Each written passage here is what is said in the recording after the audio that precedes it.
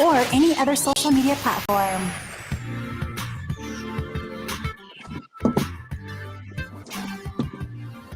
Oh my goodness. Gentlemen. What's up, fellas? This What, the one time I'm here early? right. Hey, we had to make sure everything was good to go. 100 Mix FM, Michael J, Mike Moritas, George Brew in the house. Right Down the Line Show, your NFL Sunday kickoff show right here.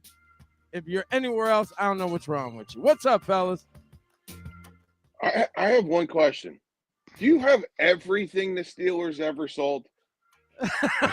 Dude, some of this stuff, sometimes I got to go back, man. Like, I need new gear, man.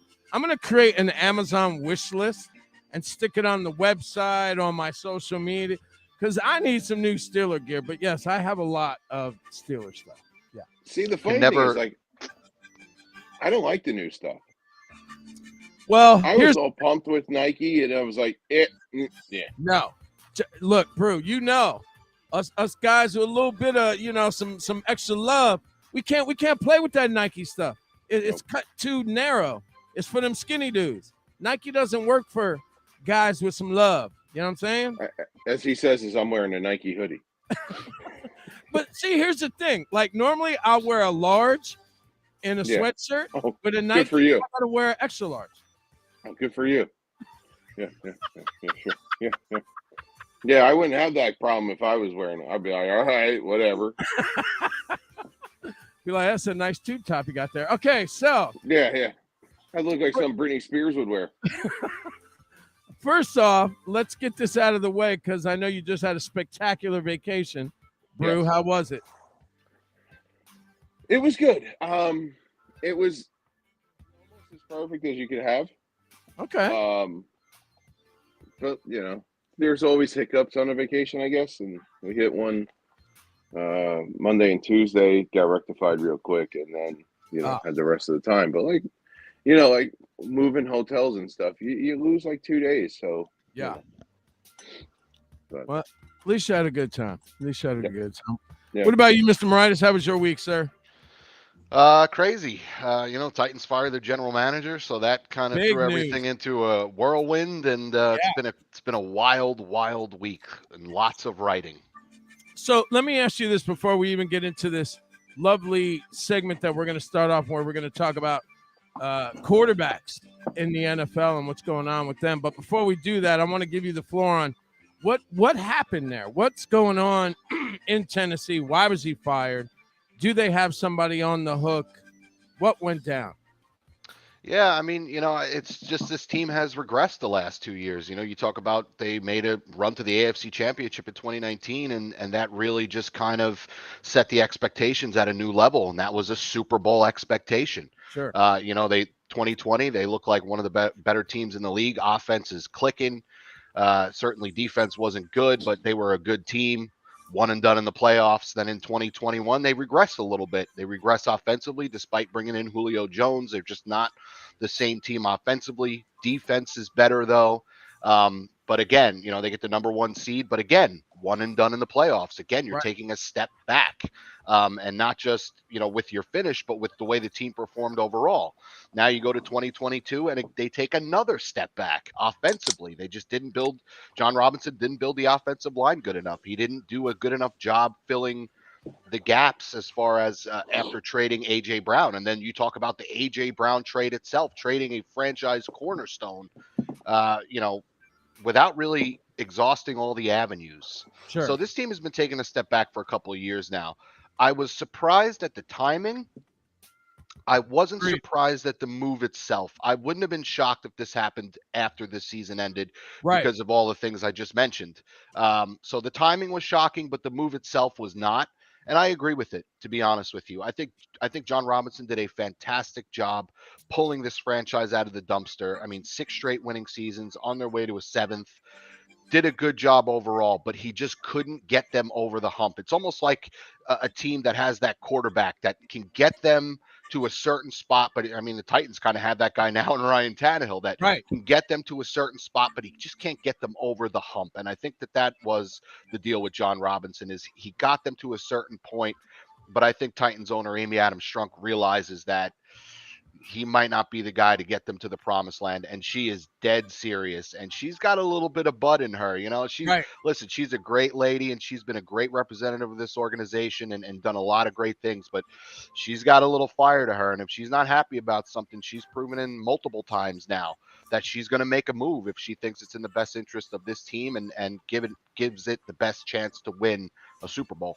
So this is where you put the onus on the GM, not the coach. No, I think most times Vrabel. you see it the opposite way.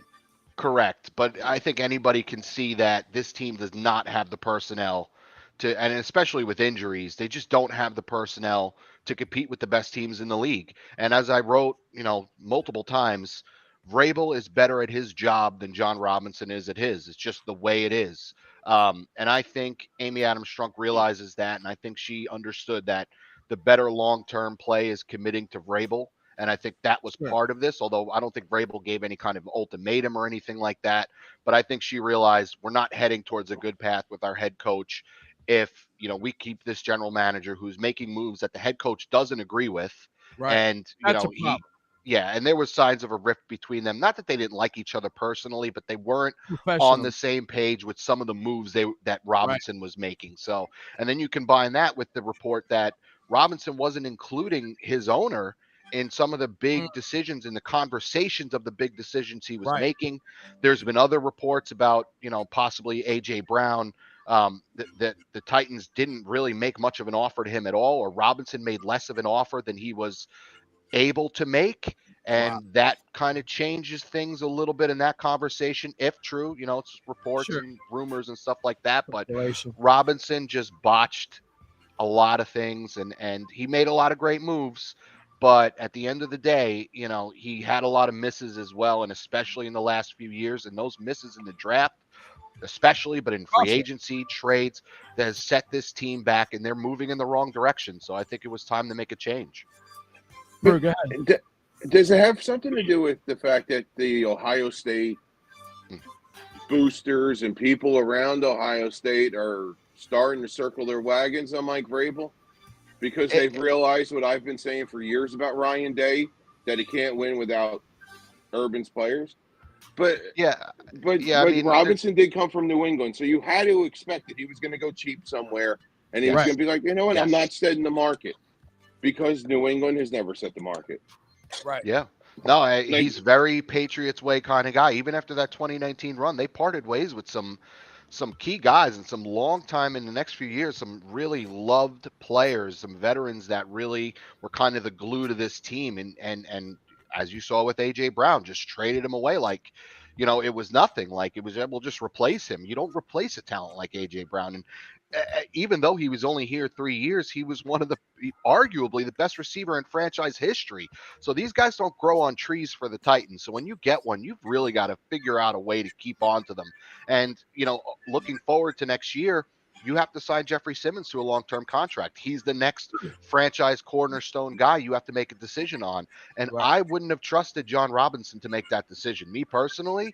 And there was already reports, and not even reports, Simmons saying the Titans basically told me they don't know where the money's going to come from. That sounds like a Patriots guy negotiating tactic. Right. No, I didn't feel safe with Robinson. I've always thought, but even with New England, like all those years where they had to, like, they found the money for Stephon Gilmore. They're always going to find it. Right. They just don't want to set the market. Right. Right. And they're like, we're not overpaying you. Yeah. Yeah, and it's another thing in the Patriot way and all that, but and I understand negotiating tactics and starting kind of low, and then the other side starts high, and then you kind of work your way to the middle. I just think Robinson got too cute with AJ Brown. And the more that we learn, it looks like that's what happened, and it cost them. And I don't think, Amy Adams Strunk said she had her mind made up before the Eagles game. So there was a lot of, the AJ Brown game was the nail in the coffin, and that's what I thought originally. The owner says otherwise. Who knows? We have to take her at her word for it, I guess. But I mean, Week 13 though. It certainly seemed like that was the last straw, that embarrassing situation to lose in that fashion and to get burned by AJ Brown was just the icing on the cake. To me, here's my issue with it. I agree with you on, obviously it was a move that had to be made, and I also agreed with you in aspect was of all the talk, it was inevitable and it was going to happen by the end of the season. The problem I have is when ownership comes down with the hammer at the most inopportune times, in my opinion. Why upset the apple cart in week 13? Look, the writing's on the wall. We already know he knew he was gone, but why upset the apple cart to the extreme of doing it in week 13 is the thing that I have an issue with. Have an issue with it when they do it with coaching as well. Yes. There's a time and a place for it, and it just seems like sometimes teams pick the wrong time or pick a very inopportune time to do it. Now, look, the Colts, Jim Irsay is Jim Irsay. We all know that. So him doing it did not shock anybody, to be quite honest. Of course. Just because it's Jim Irsay, right? But he's the exception. He's one of those owners that's the exception to the rule, much like Jerry Jones. Does things, at the beat of his own drum. But that's fine. The I just problem, don't understand why they do that in such the most auspicious times of the season to do that. But the thing with Irsay, though, is there's a guy who has literally he started with the Colts. I mean, granted, his father owned it, but he started as a ball boy. He worked his way up. He's not like the Dumbledores that own the Giants. Who have no idea.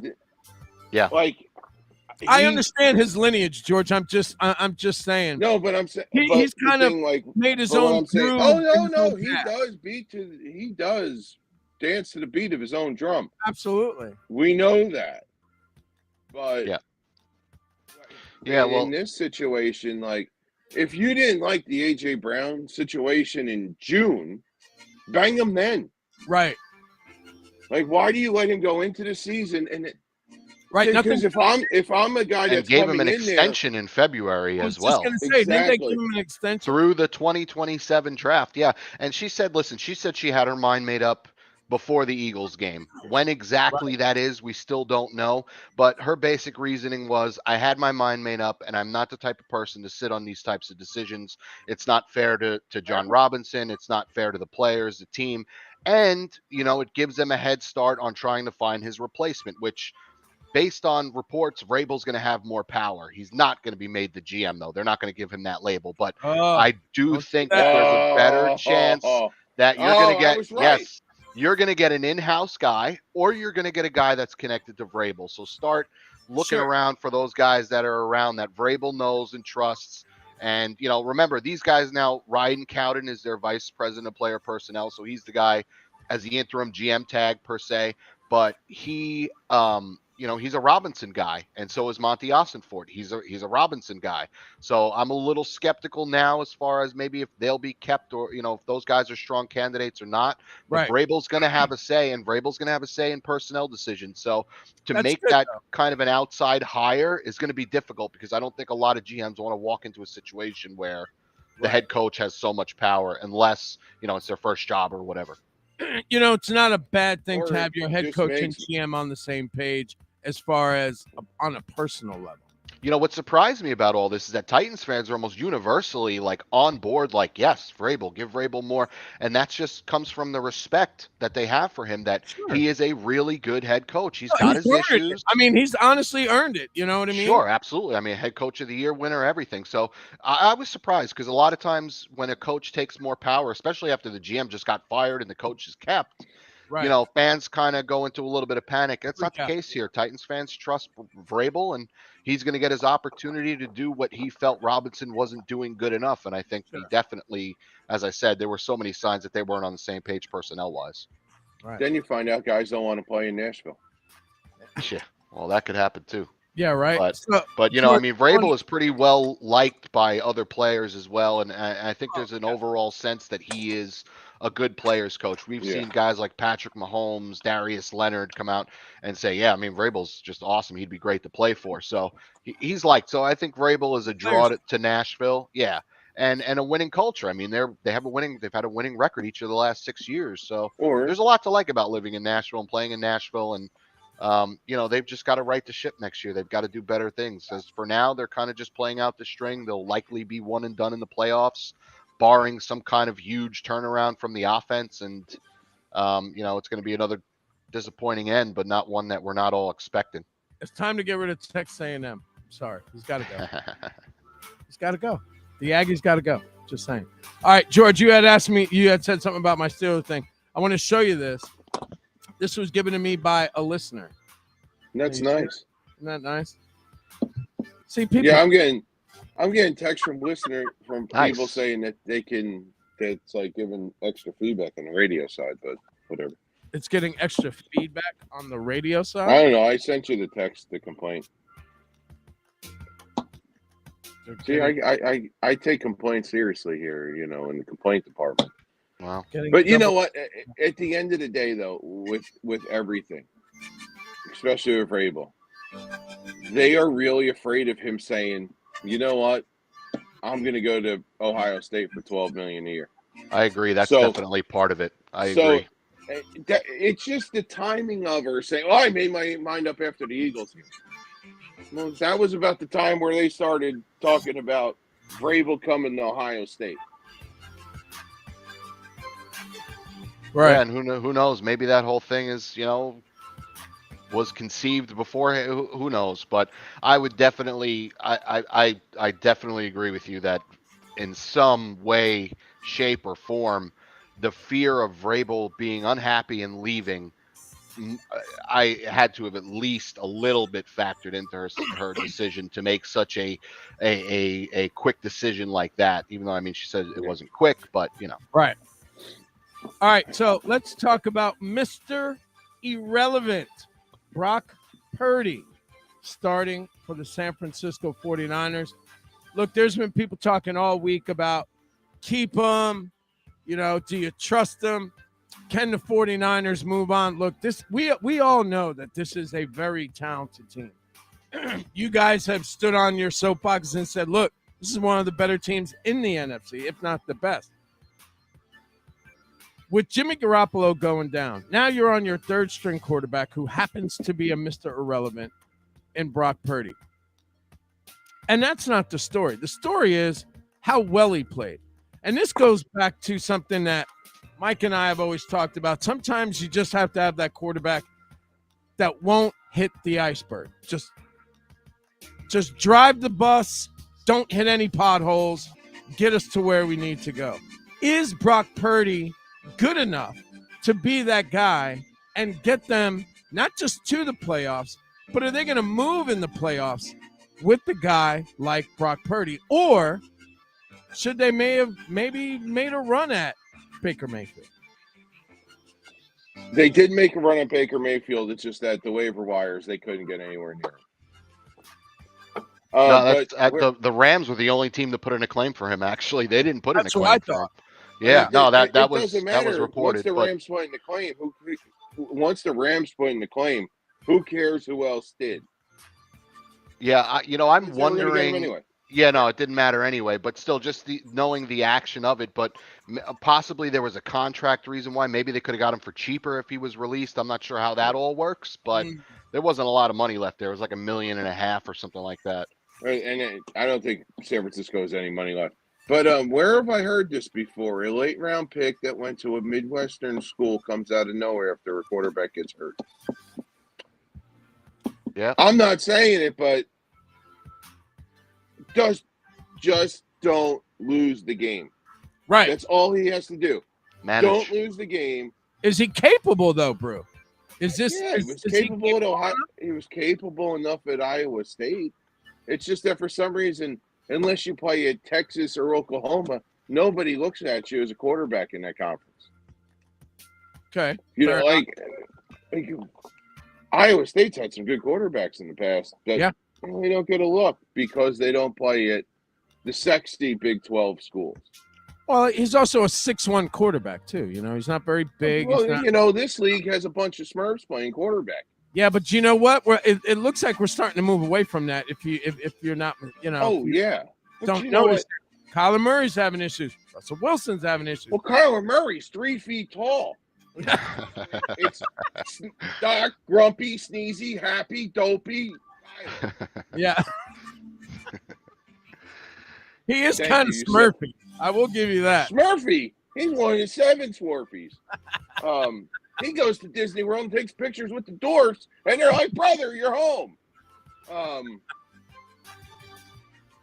If you really think about it, though, with Brock, I'm not even saying you have to manage the game, because Trent Dilfer was a game manager And won a Super Bowl and won a Super Bowl because was play not because one of the play of the defense. better quarterbacks in the No. NFL at the time.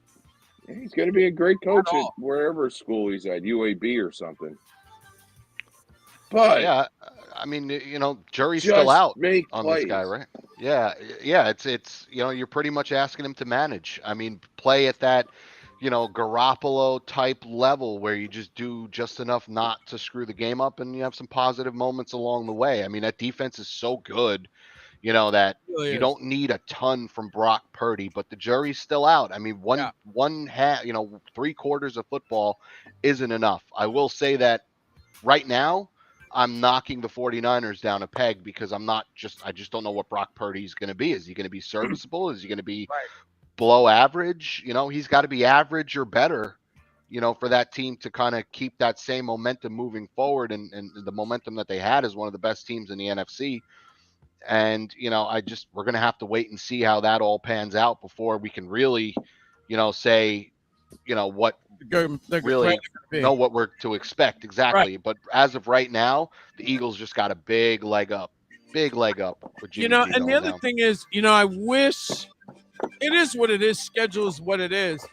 Of course, they're playing the Bucks, who were all still kind of like, huh? Yeah. You're not quite sure what you're getting week in and week out with this team. You're just not. And, it'll be a testament because at some point in this season, we know that the Buccaneers had a pretty good defense, had one of the better defenses to start this season. Not so much anymore, but we still see flashes of it. It is a good defense, when they play the way that we know that they're able to play. So it'll be a little bit of a test. I don't think it's going to be this great test for Brock Purdy because I honestly think even with him, and I know Tom's across the way, he struggled. That offense has struggled. I know Leonard Fournette, they're saying, is going to be probably playing today. I don't know. I still think San Francisco, has their hands around the proverbial Tampa Bay throat today. And I don't see how Tampa Bay wins just because, one, that defense is so good. They're going to be coming for Brady all day. And Brock is, honestly, I think the guy's a little more than serviceable, to be honest with you. I think the kid's got some talent. We got to see, like you said, Mike, but from what I saw last week, I liked what I saw. Yeah, and if he keeps playing like that, the wheels aren't going to fall off this thing, so they're going to make the playoffs no matter what. Right. But, Brock Purdy's going to be the difference in between how far they go. And, I think, he looked better than serviceable last week. That's for certain. And coming into your first NFL game and in that situation and playing as well as you did against the team that you played against, very impressive. I mean, he's off to an impressive start, but I've got to see more before I start thinking that he's going to, slide in seamlessly and the 49ers are going to be as good as they were when Jimmy was healthy. Well, I mean, 210 yards, 2 touchdowns. He threw a pick, threw the ball 37 times. Mm-hmm. I mean, threw the ball a lot. And he, 88, not the best rating, but I mean, he looked good. Eye test will tell you this kid should be able to make sure that the Titanic doesn't hit the iceberg. I mean, I think that's where we're at with it. Yeah, for sure. And he's got the right play caller and Kyle Shanahan to kind of help him transition into the NFL. So he's in pretty good hands, better than most rookie quarterbacks would be. Absolutely. Yeah, and we're also going to find out how good Kyle Shanahan is. Yes, excellent point. Right? Because they were they were garbage with Trey Lance this year. And then, Jimmy came back and they looked like a real football team again. And now, look, you have a real looking quarterback as opposed to, the guy they started the year with. Yeah. Does this do as much damage to Trey Lance as, like, every time Jordan Love's come into a game in Green Bay. Well, Does to him. here's Like, another are you going to tell me at the end of this year that Jordan Love's your guy or Trey Lance is your guy again? Please don't. That's the question too, George. It's this. Where do you go now? So they say Jimmy, he might not be done, blah, blah, blah, whatever. Next year he'll be fine. Right. So let's look at it in that, in that time frame. What do they do? If you're going to sign Jimmy to you're 30 the owner, you're because the you have GM in San Francisco, what do you do? Are you now keeping Jimmy G? Are you like what are you doing? Where does this movement go? Trey Lance? Look, I'm sorry, I don't know, man. First of all, I thought this was a huge, what show from the giddy up with having this kid in and the whole Jimmy G contract. It was a freaking nightmare. And this guy comes in, barring getting hurt. Look what he's managed to do over this season. Look where he's been able to put them. And this is a guy that you were like, so now what do? You got to help. You're going to have to pay guys too. Yeah. At some point, you're going to have to pay guys. Ooh. Yeah. I think it's going to depend. It's going to depend on how the rest of this year goes. I mean, let's say if Brock Purdy steps in and plays well and this team makes a playoff run and, depending on how far they go, obviously the better for Purdy and he plays well. Is it crazy to think that they would stick with him next year? I mean, in that scenario, I think Jimmy G's definitely gone.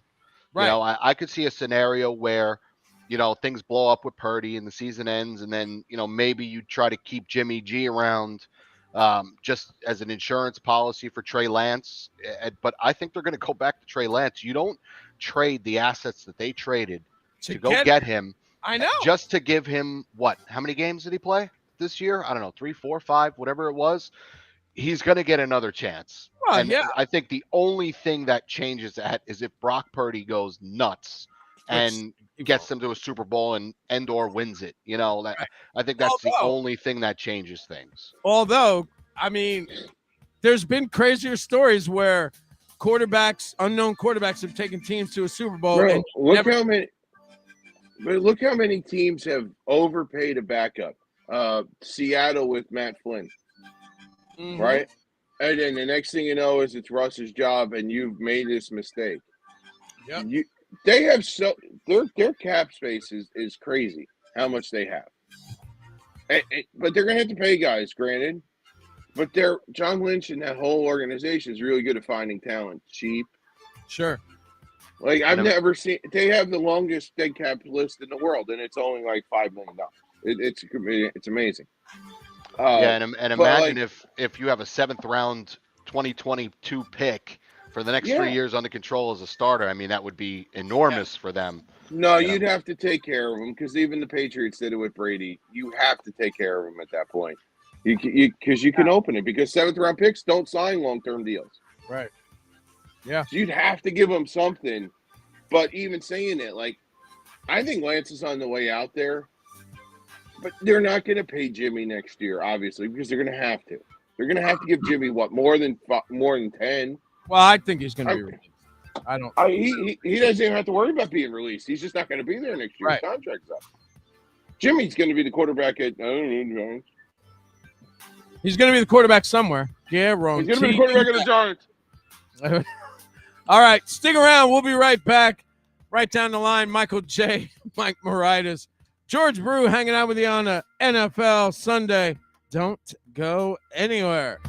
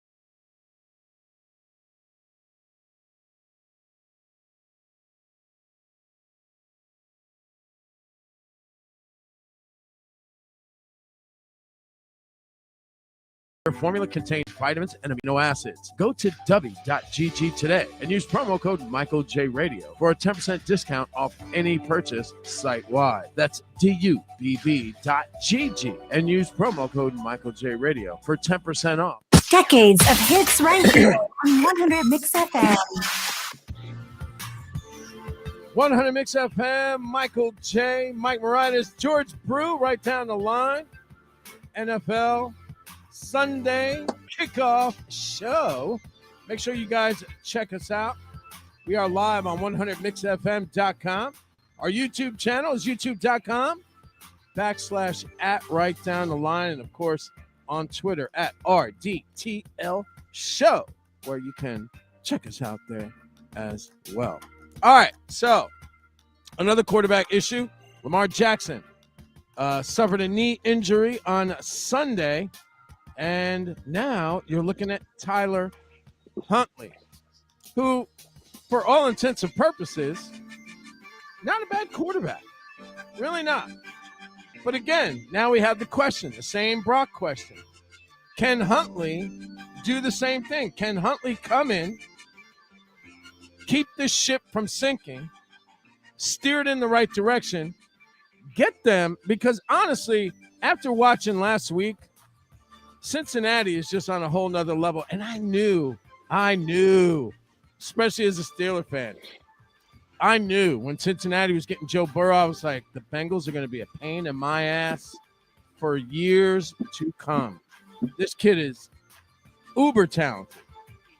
Reads defenses well. Did he have a little choppy start to the season?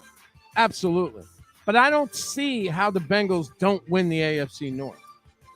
And to be honest with you, if Lamar Jackson was still playing, I would still put my money on the Bengals winning the AFC North. But the question here is, Tyler Huntley, Mike, is he serviceable enough to get them not just to the playoffs, but make a run, just like we asked about Brock? I think he's good enough to get them to the playoffs. Yeah, he'll be in there. It looks like the next two games. It looks like Jackson's going to be back week 16. You got the Steelers and Browns. Not the easiest, but certainly doable for Tyler Huntley and the Ravens to navigate to 2 wins or at least 1-1. And then, you have Lamar back for the last 3 games, Falcons, Steelers, Bengals. Yeah, I think he's good enough, but the question is can he replicate what Lamar does? And yeah, I mean, from a skill set standpoint, certainly he's got, the ability to do that. But, this team is so heavily reliant on Lamar, and Huntley is not as good as Lamar. We can all agree on that. So Right. Can he do the things that even sometimes Lamar can't do to kind of will this team to win? So I think really what it's going to come down to with Huntley is the ground game supporting him and the defense. We know they don't really have a lot to throw to, so I'm not expecting a lot there. But guys like J.K. Dobbins, Gus Edwards, and then, really the entire defense, which has played better of late, kind of. I mean, the Jaguars game was a hiccup, but, Right. they've those 2 areas of this team have got to step up to support Huntley, because he's not going to be able to put this team on his back and do it himself. Right. Brew? I was gonna say, wait, Lamar Jackson's a unicorn. Like, you can't replicate it. Oh, but you can play quarterback. That's all Tyler Huntley really has to do is play quarterback and not a running back with an option to throw. Right. And I mean, I'll be honest, it gets to the point where I know Lamar Jackson can throw the football. I know he can. I've seen him. He does it pretty well. But this season, I don't see a lot of that. I don't see a lot of the precision passing that he's really known for. I feel like every time I turn on a Ravens game, this guy's running for his life.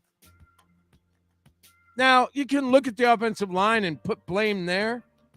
But what's going on? Is it Lamar? Is he, I don't know. I don't want to say regressing, but is it? I don't want to say I don't agree with regressing, Mike. You know what I think it is? I think it's we talked about it last week when it came to Lamar. I want a quarterback that's smart enough not to make a gay tweet and tell somebody to blow him. Right. I also want a quarterback that's smart enough to realize that it's 11 and not 1. Right. Because I watched that guy when they played the Giants. It's 1. It's Frankie Valli in the Four Seasons. It's John and Bon Jovi now. It's Lamar and the Ravens offense. Right. Because the guy can't hit his back foot and throw the football. He never could do that. He didn't do it at Louisville. He hasn't done it in the NFL. It's got to be perfect for him. That's why they got rid of all the good wide receivers. Like, we're not going to pay him. This guy can't throw the football to him. He can't hit a backdrop. He can't read a defense. And the best improvising he can do is run. And he sits there and he's got, mom here, whoever here. It's got to be you. It's got to be you. We got to get that bag. I remember in 2005, I was at the draft. 2006, I was at the draft when Vernon Davis got drafted. And everybody was like, cha-ching, motherfucker, cha-ching! How did his NFL career go? I know. So I get to use this one again. Everybody around him's going, cha-ching, motherfucker, cha-ching! It ain't going to work out well. Because once a running quarterback has a bad knee, and I don't buy it, they're going to do everything they can to keep it. Hit him once in the knee. He's a running back. Hit him once in the knee. He's done. It's over. It's over, Johnny. It's over. Your $250 million pipe dream is going to be, me dating Jennifer Aniston or something. Right. Well, that's unfortunate that, that's still a mindset. But here's the thing. Again, I don't want to use the word regress because I know he's still got talent here. Mike, does it have anything to do with this being the contract year? I mean, you would typically expect a guy to play at his best. Maybe, maybe there is an element to that he's trying to do too much, and that's the case. But I think there's a lot of things at play here. Yeah, I mean, that could be it, definitely. I also don't think he trusts his receivers. Really, throughout his tenure there, they really have never had that number one guy. Like, Mark Andrews is a great tight end. He's probably the second, third best in the league behind Kelsey.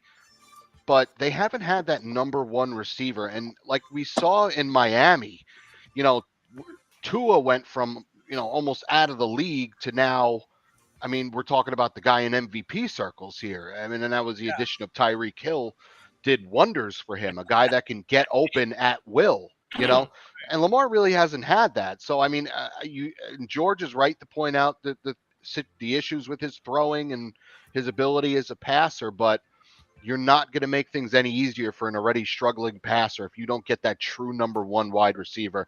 And they just haven't had it. They really haven't. Right. But let me ask this question. Hold on. What about this? What if all of a sudden Tyler Huntley comes in and starts throwing the ball, starts moving the ball more efficiently by throwing it, not running it? Let's say he wins the next 2 games.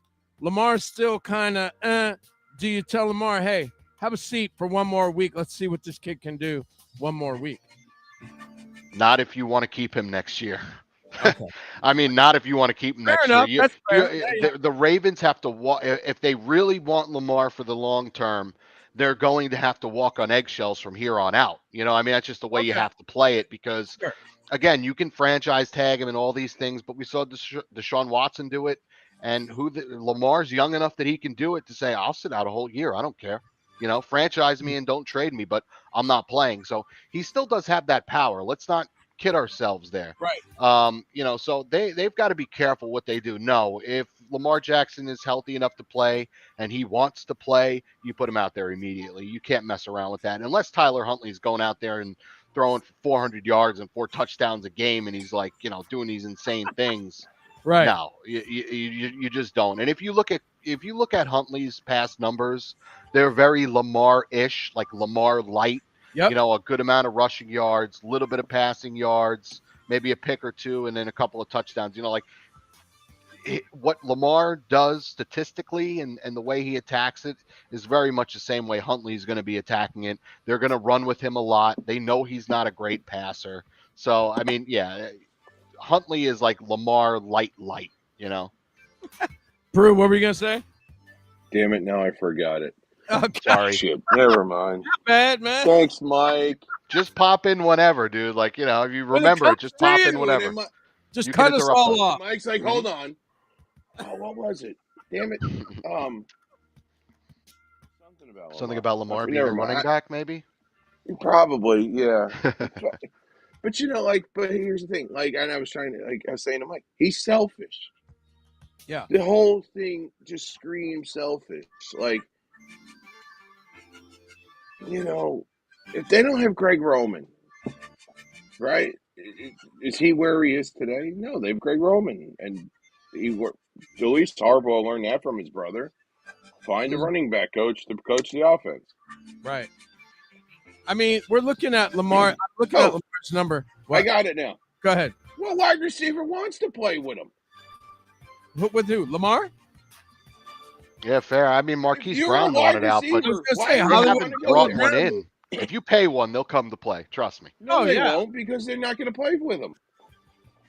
Yeah, but if Because you you give know a what, guy these his guys, bag, I mean, those guys are divas too. Divas. These are divas. Pay him the right amount of Divas, too. money. They want the ball too. I know, but Shit, we've had to listen to when's OBJ coming back? Oh, I'm going to play until the playoffs. Well, fuck you. I don't want you. that was horrible. The fact that he had the balls to Are go you out serious? nationally and say, I don't need to play the regular season. I just want to go somewhere where I can play. When And they he didn't want to run for they- anybody because he can't run yet. right. I'm so over this I am too. because, I mean, with all the antics and all that stuff, obviously it speaks for itself, but I'm just over it because this guy's not going to do anything. Right. You know, like, let's say he pops in divisional round or wild card weekend as his first game, and he's a guy off 2 torn ACLs who's just coming back after not playing football for a year. It's going to take Too him early, in my weeks.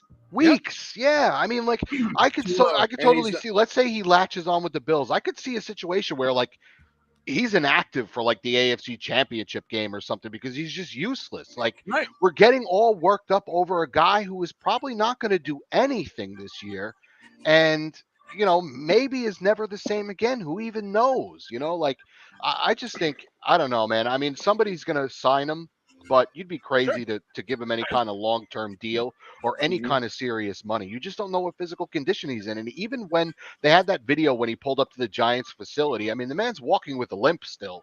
Yep. He's not Yep. all the way there, you know, Yep. and he's not going to play until the playoffs. So somebody's going to sign him, but he's not going to do anything. By the time he's like in condition and ready to go, it's going to be too late. Season's going to be over. I heard what may be the greatest line ever uttered on sports TV on Friday morning on the Carden Live or Carden Show or whatever. And he says, now it's time for my mandated contractual OBJ talk. Yeah. Look, The dude's turned into the Cowboys of Notre Dame. he should have.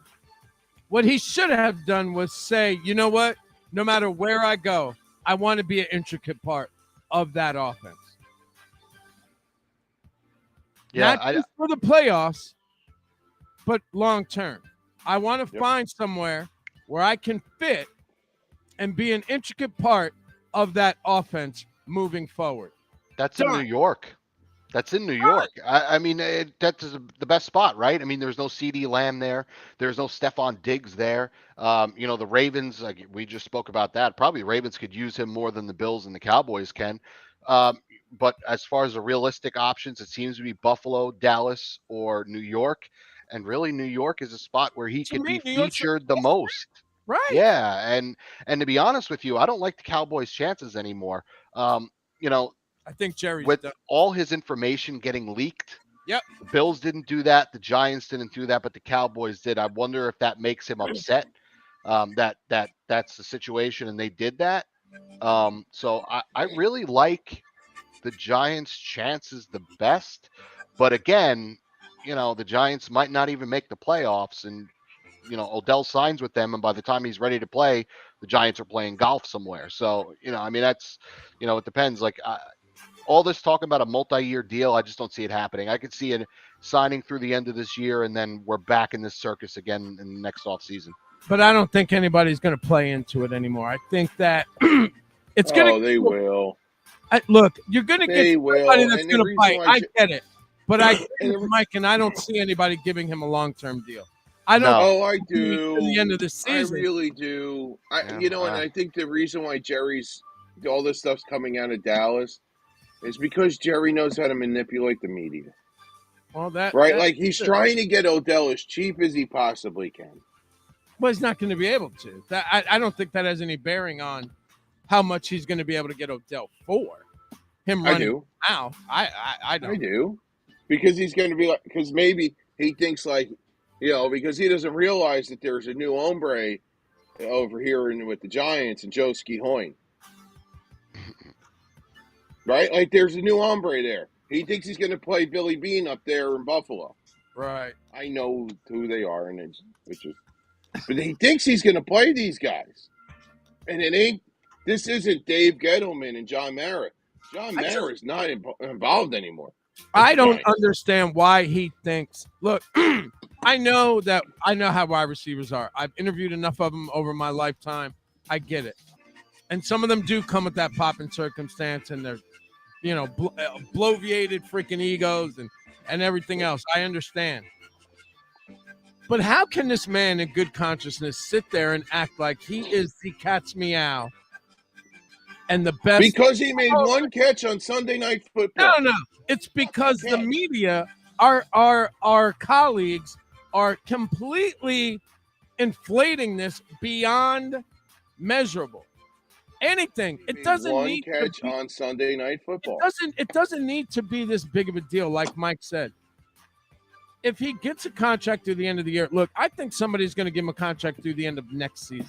Is what I think he's going to get, whether it goes to the Giants or the Cowboys or the Bills. I think they're going to make sure that they have him for at least the foreseeable season. I'm just bothered by what he said. I thought it was one of the most unprofessional things that he could have done, seeing that you don't even have a home. And now Jerry Jones is acting like he's really not all that interested in you anymore. Although, like we all can agree, somebody is going to take him. It's not a matter of whether or not somebody's going to pick him up. Somebody's going to pick him up, for whether it be the attention, whether it be whatever the case is, because there's tons of different reasons why somebody would pick him up. And to be honest with you, the smarter teams that aren't going to pick him up realize what the three of us realize, is that one, he may not even be good enough to play for you this year. And two, do you really want an ego like that when you're still, you're sitting on 2 torn ACLs here, buddy? And let's look at the 3 teams he went and visited. Dak Prescott is solidly the quarterback of the Cowboys. Right? He's not in. Josh Allen's not going anywhere in Buffalo. Yeah. Josh Allen's not going anywhere in Buffalo. Daniel Jones, on the other hand, he didn't want to play with Eli at the end of his career. He wants to play with his dumpster fire and fuck out of here. Hey, look, here's the thing. Like I said, somebody's gonna bite. All right. Let's do this. Since we're talking quarterbacks, we got to talk about Baker Mayfield. 22 for 35, 230. He threw a touchdown. Look, 48 hours before this game is played, this guy gets off of a plane at LAX, jumps on a football field, and finds a way to get the Rams a win. How impressive.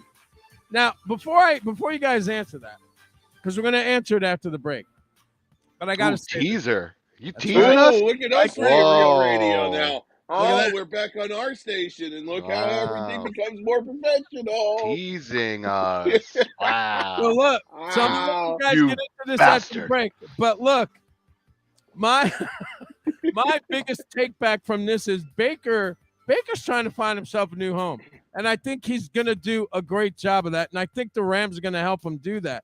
But we'll talk about whether or not you guys think that this is a good fit and what he's going to be able to do coming up next, right here on Right Down the Line 100 Mix FM. Don't go nowhere.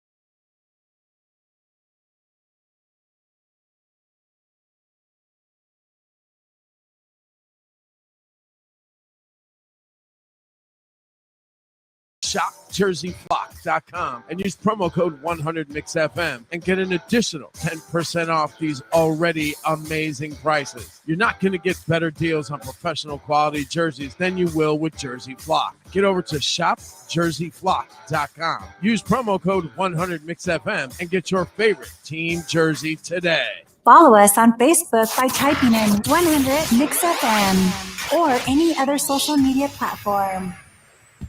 100 Mix FM, Michael J. Mike Moritas, George Brew hanging out with you on Right Down the Line, your NFL kickoff show.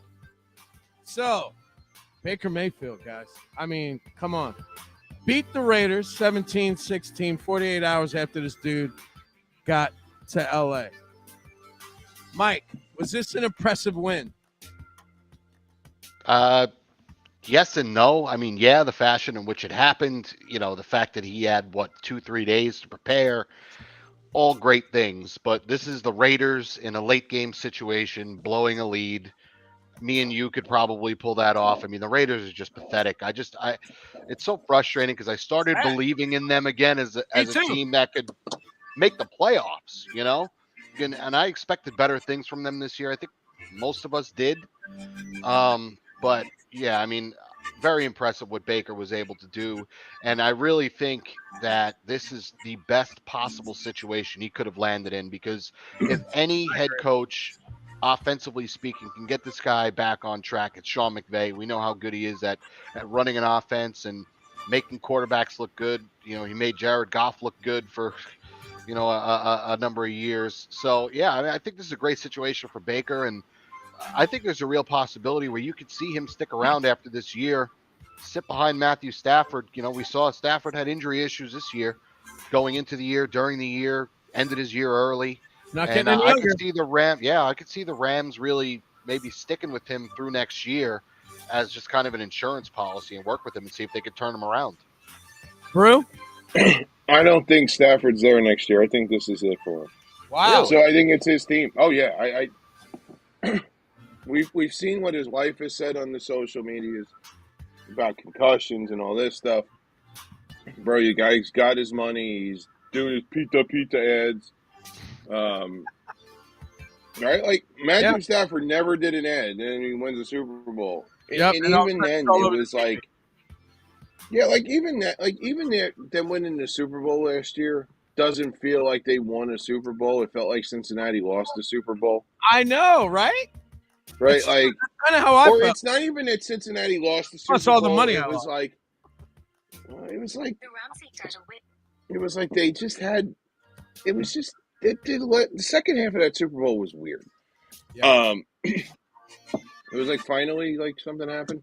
But like here's the thing with Baker Mayfield, and I was actually going to say this before you so expertly teased this. Baker Mayfield Thursday night is my golf game. It was definitely better with less thinking. Sure. Just get up there and hit the ball. Yeah. Stop thinking. Oh, I want to. Good I point. can't. I'm not Tiger Woods. I watched that last night. Right? Just go in and play football. See guy, hit guy. That's all you had to do was playing schoolyard football last night. Because I think that's all Sean McVay's offense is anyway.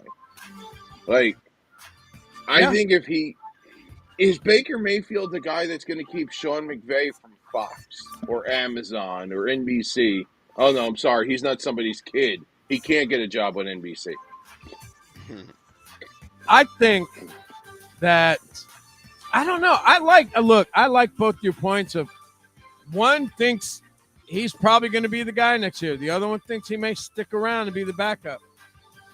I think very possibly that, this is I agree with you, Mike. This is a great situation for Baker Mayfield. I think he couldn't have landed in a better spot. I think that this kid's talent, and George, the one thing that you said that so hits home is that kid is better when he just goes and throws the ball. Go play. Stop with all the nonsense. Oh, please. Can I talk about something? He's one of those Vince Young guys. You know what I mean? Sometimes, get him in the playbook, but he doesn't have to be immersed in the playbook, if that makes sense. He needs to be more of a let me figure this out. I got the plays. They're right here on my arm. But let me kind of figure this out. And honestly, sometimes I think Baker plays better like that than he does when he's so immersed in the game plan, in these plays. Some guys are built different, and I think Baker's one of those guys. Go ahead, Mike. What did you want to say? Yeah, he does he does this great thing. He pulls off this miraculous comeback, and it's a great moment for him. And I was happy for him. I Sure. was like, all right, for the first time in a while, I'm like, all right, go Baker Mayfield. Right. When the hell does that ever happen? Not often. But then you see him on the sideline, he's headbutting his teammates without a helmet on. Like, my guy, like, just be an adult for once. Like, I get being hyped up. Put a helmet on before you headbutt somebody, and just don't headbutt somebody in general. Like, I feel like Baker's just still that college Baker, and God, I can only imagine how big of an asshole he was in college, because he actually was good then, and like, Right. you see he's got that like frat boy attitude. He still. does. He's headbutting shit without his helmet on and whatever. Like, I just feel like, grow up, man. Like, you finally did something good that you could be happy about. Like, head a little bit more professionally, like an adult. Don't be like crazy frat boy who just just funneled 7 beers and now you're headbutting everybody after. Like, calm down, bro. Right. I mean, it's as bad as that guy that was slamming. Did you guys see the guy that was slamming his helmet into his head after he was removed for a concussion? The college player a couple weeks ago. I mean, bro, like, what are we doing here? Come on, let's. See, I don't want to take that away from Baker, though.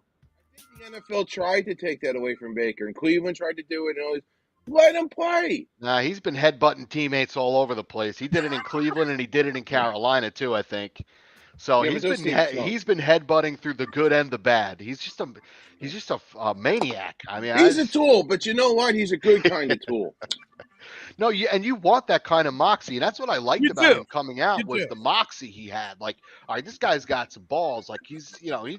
You know what? He's gonna go out there and have some swag, and that's what you want out of a quarterback. But I think he just gets a little too out of control sometimes. Like, again, the frat boy mentality almost. No, it's not the frat boy mentality. What made him great at Oklahoma was that he had a chip on his shoulder. He lost that chip on his shoulder when he won the Heisman and he was the number 1 overall pick. Yep. Now, maybe it's starting to creep back in. Maybe he's getting it again. Yeah, he's playing catch up. And look, and the Rams, I think, are a good spot. And I think, barring he doesn't get bogged down and everything again, like George said, I think we can see some pretty good games coming up out of this kid. Yeah, are you sure? You guys are very anti-short quarterback. I don't know. He's a short guy. I'm not anti-short. I'm probably shorter than him, so I'm not judging him. But I'm just saying. What I'm saying is, I'm not playing quarterback. Is that I'm starting to see, and I'm not anti-short quarterback if they don't suck. Right. I'm was just a short saying quarterback, that and he was tremendous. Yes, the league is starting to backpedal on short quarterbacks all of a sudden. You're starting to see them backpedaling. Like before, it was kind of like, oh, well, hey, you got Russell. Hey, you got guys like Kai. It's no big deal. He's 5'10".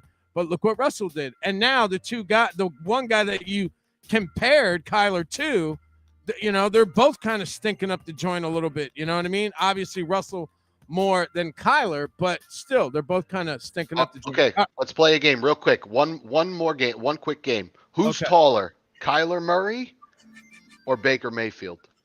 Baker. Who's taller? Baker. Baker, you guys are correct by 2 inches. 6'1". I don't think he's 6'1". Baker? I don't think Kyler Murray's 5'11". So there 5'10". you go. 5'10". I don't Pro Football Reference has him as 5'10". 5'10". I think he's 5'9". Where do you think Kyler Drew Murray's Brees is? Taller or shorter? Shorter than who? Brees is like 6 foot. Baker. 6 foot on the dot. Shorter. Yep, George, you got it. He's right in between the two of them. Yeah, but you know what? You ever watch him throw the football, though? He was like, crazy. He looked like the damn thing that you see like in the old days. He looked like Usain Bolt throwing the ball. My favorite highlights of him is when he, like, you could tell he was like almost on tippy toes trying to look over the line to throw the ball, and he delivered a great ball, man. He was a great quarterback. First ballot Hall of Famer, no doubt. Height is not everything. It's not. It's how you use it, right? Right, gentlemen?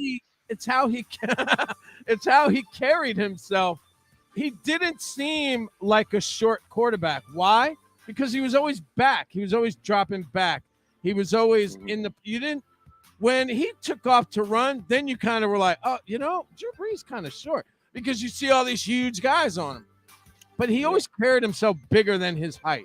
He always did. And that's why a lot of people kind of forgot that he actually was quite a short quarterback, for that measure. All right.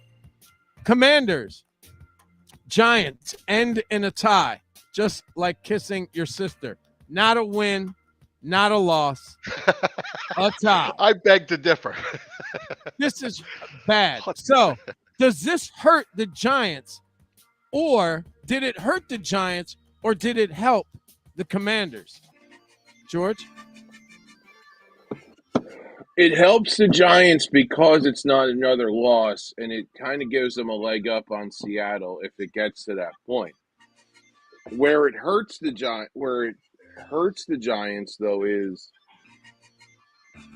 they just haven't looked good in a month, and maybe Well, let me backslide. preface this by saying, please don't send me text messages after I finish my next statement.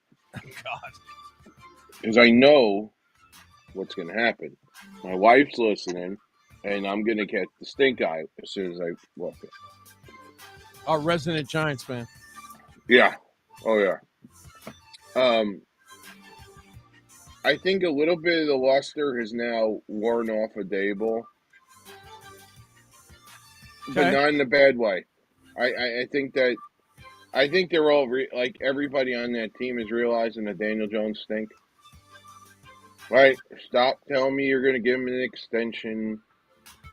Stop. He's not an NFL quarterback on a good team. Like, now you're starting to see, and they benefited in the early part of the season. Hey, you got to play, you got to beat and play who's in front of you. Right. Right? So, that easy schedule they had at the beginning of the year is now catching up to them now. Now it's time to show, now it's nut cutting time, and now you realize that the Chris Mara, John Mara led drafts of the last 6 years were really bad. There's no talent there outside of like 3 guys. And you can figure out which 3 they are. Barkley's One, for today. and Saquon's up today, thank God. Well, they said he's 50-50 for today, right? No, Yeah. Joe said he's up. He's a go.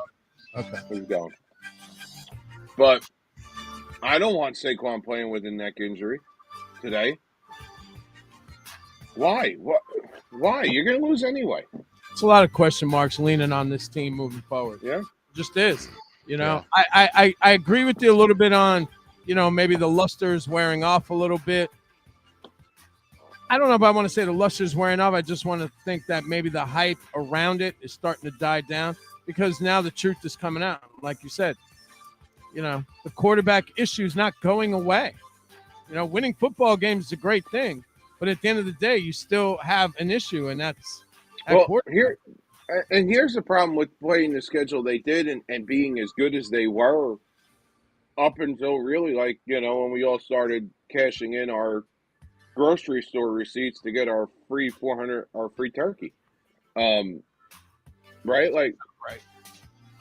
If the season ended on Veterans Day, right, Daniel Jones is getting a 4-year extension with the Giants at big money. Yeah. Now? But no, it ends in 6 more weeks, however many more weeks it is, I don't even know anymore. Right? Like, it ends in a month. Daniel Jones is going to be auditioning to be Baker Mayfield's backup in Los Angeles. Yeah, I mean, look. Go ahead, Or Mike. he'll be the Titans quarterback next year. I don't know. God forbid, no. No. Daniel Jones. I think. No, I know you're extremely down on him, but you won't find a lot of Giants fans, at least the ones that I'm talking to, and I see on Twitter.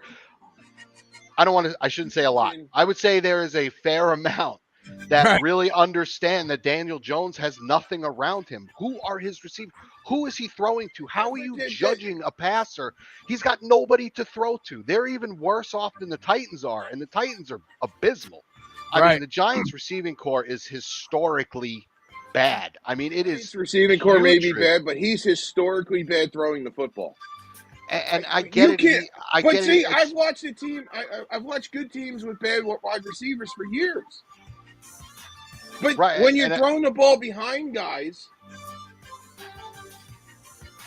and you know, like I used to make fun. You remember that old Herm Edwards, Chad Pennington? Oh, he throws that curveball out there. Right. Sometimes it's okay to throw the curveball. You don't have to throw the fastball. When I hear the words Yeah. quarterback is from Duke, I go, holy shit. Right. Well, look, sometimes, you know what? If you had a good quarterback, he'll make those receivers a little bit better. And if Daniel Jones was a good quarterback, I know he doesn't have a whole lot to work with, but I mean, come on, man, you still got to work with what you got. And it just seems like, I mean, they're not doing His they're first year, 7-4 Darius and Slayton 1. was Even with the phenomenal. schedule they had, who the hell expected them to be 7-4 and 1 at Nobody. this point? Oh, Not a soul on this nobody. planet. And I get it. He hasn't been perfect, and he hasn't been this guy that is carrying the team on his back. But I'm sorry, but I believe he's back next year, barring them having an opportunity to bring in a Lamar or one of those big names. Gonna He's have But see, coming the back Giants for- don't need one of those He's big, coming big back names, for at least though. one more year. I I just think agree. he is. I think Dabble understands that this team No. is shit. See, This this is where I team think is you're shit, and right. they're going to start regressing back to the mean. They're going to start doing what we expected them to do. They're going to have a rough finish to the season. And when you ask me who that tie was worse for, it was worse for the Commanders.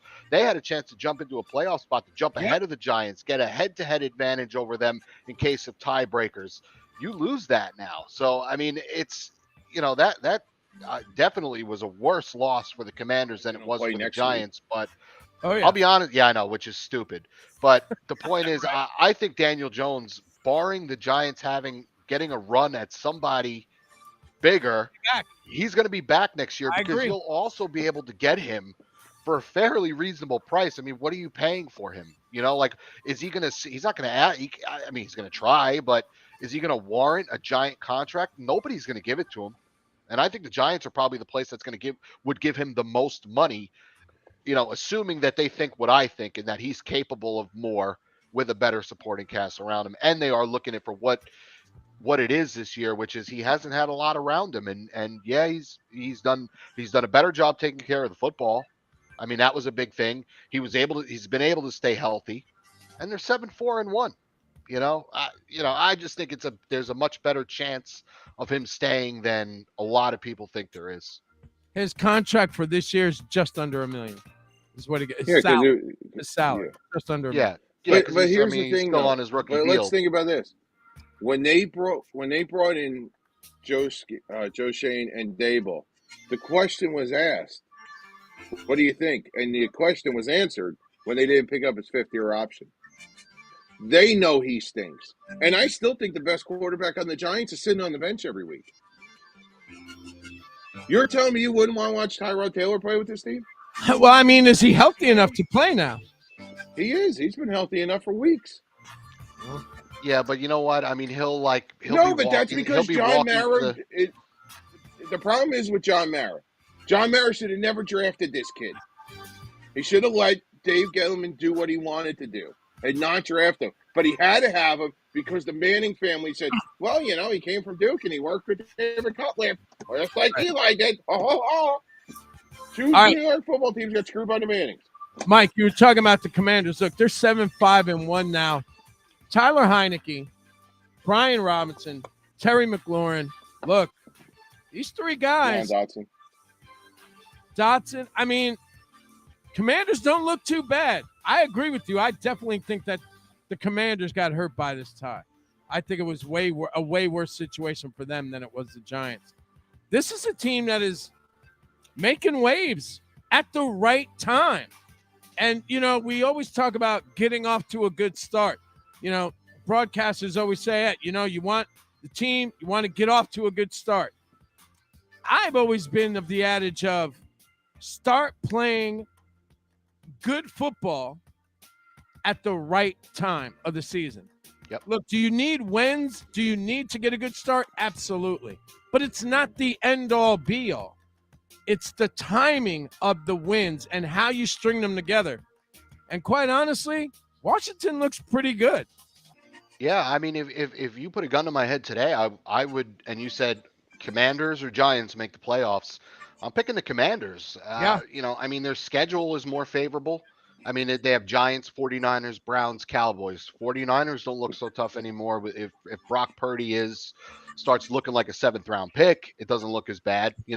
Right. You could definitely beat the Giants and the Browns, and the Cowboys are the toughest of the bunch. I like the Commanders' chances better than the Giants, to be honest with you. I mean, the Giants have 2 matchups with the Eagles. Yep. Then they have a matchup with the Vikings. And, again, Washington. And then the Colts, which, I mean, obviously, but, I mean, for a team like the Giants, that's no gimme.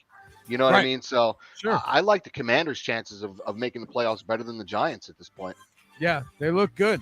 All right, Yeah. let's talk Chiefs, Bengals, 27-24. The Bengals beat the Chiefs. George, do the Bengals have the Chiefs number? It seems like it. Like there's It really no does. answer. I was gonna say like they just own them, and I can't I can't explain why. Like, Yeah. but you know what? What Cincinnati did was they did the smartest thing they possibly could do.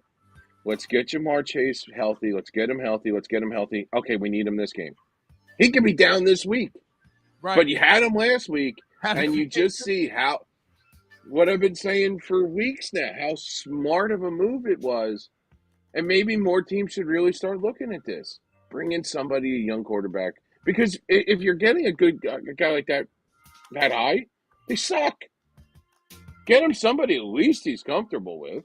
Right. Do they have their number? I guess. Yeah. I have no other answer than that. Yeah. Mike, Joe Burrow, Patrick Mahomes. Head to head, most people would pick Pat Mahomes, right? But when we're talking about the two of these teams playing together, who's the better quarterback? Patrick Mahomes is the better quarterback. And Patrick Mahomes is just better than everybody. The only person who's in the conversation with him is Josh Allen, in my opinion. But, it takes a team. If it was about one guy, the Chiefs would win every year. It's not about one guy. And when you look at the Bengals up and down, they've got a better running back. They've got better receivers. Yeah, I mean, both of the guys, Higgins and Jamar Chase would be the number one options by themselves on the Chiefs. Tyler Boyd would probably be one of the better options in their offense. So, and defensively, I like the Bengals better. I like their front better. I think their offensive line is probably better. It's really gelled as the year has gone on. They're protecting Burrow better. So it's a situation where, I would take Patrick Mahomes over Joe Burrow, but I probably would take the Bengals roster over the Chiefs right now. I just think that they have a better all-around team. It's not about one guy. It's just the way it is. It's, that's why some of the best quarterbacks even don't make the playoffs, because it's not always just, it takes a team around them to win, as cliche as it sounds. So we're going to do a little are you in or are you out before we go to the break, okay? So Speaking of that, since we're talking about these two AFC competitors, top 5 power rankings. Let's start with the AFC. Are you in or are you out? Bills, Bengals, KC, Miami, Titans. Mike?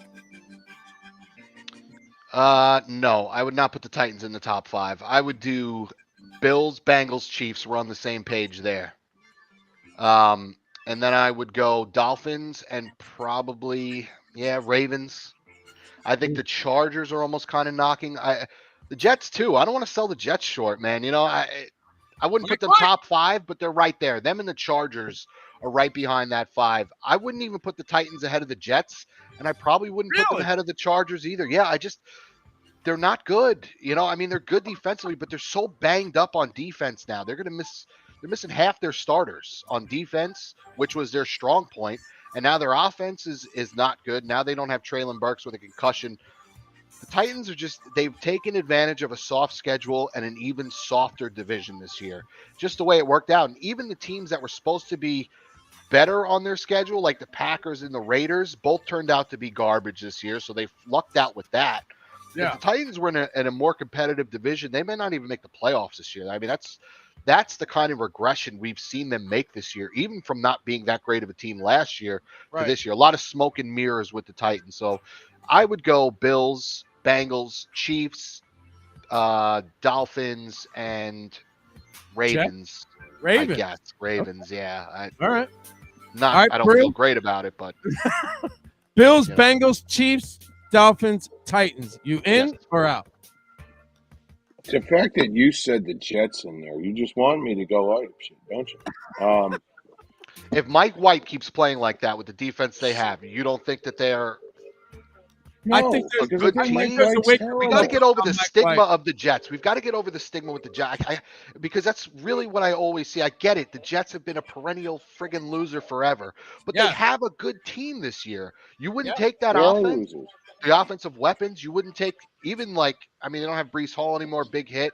Their defense is good. They have maybe the best cornerback tandem in the NFL. Their front is good. They have a really good defense. If Mike White plays good quarterback, jury's still out. I know. Yeah, but if we he about to plays see the way today. he's played the last, we're going to see today. We That's about going to to be, see. Yeah, he gonna learn today. goddamn right he will. He gonna learn today. Yes, but they are a better.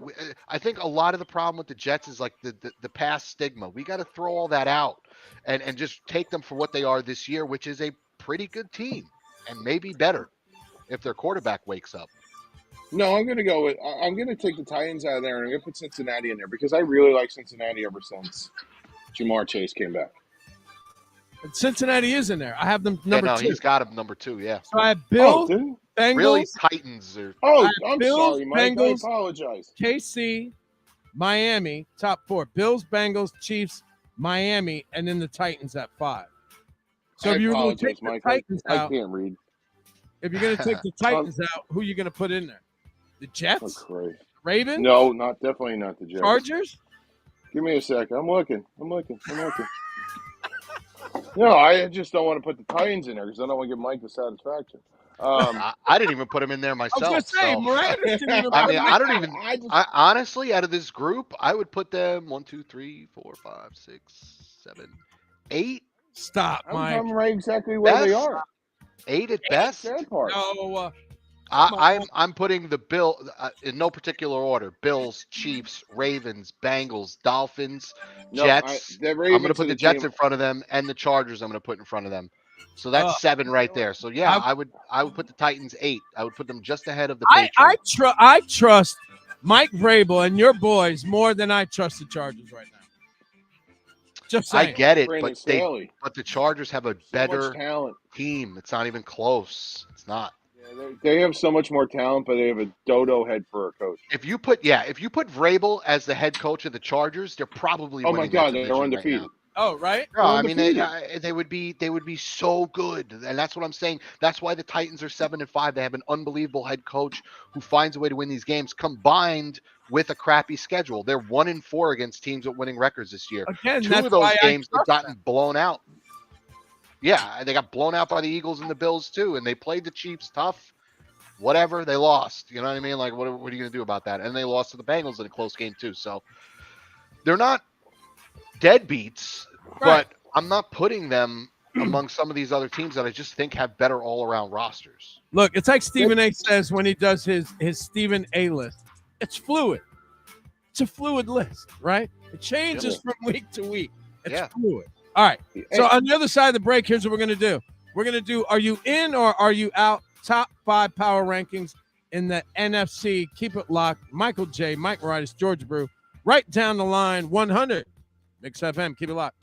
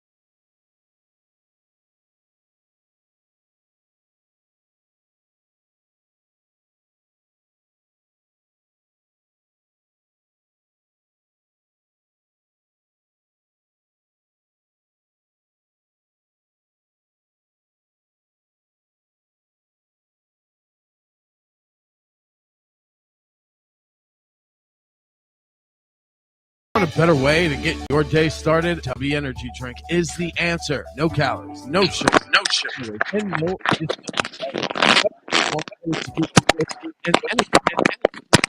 crash. Their formula contains vitamins and amino acids. Go to WCC today. Use promo code Michael J Radio or text and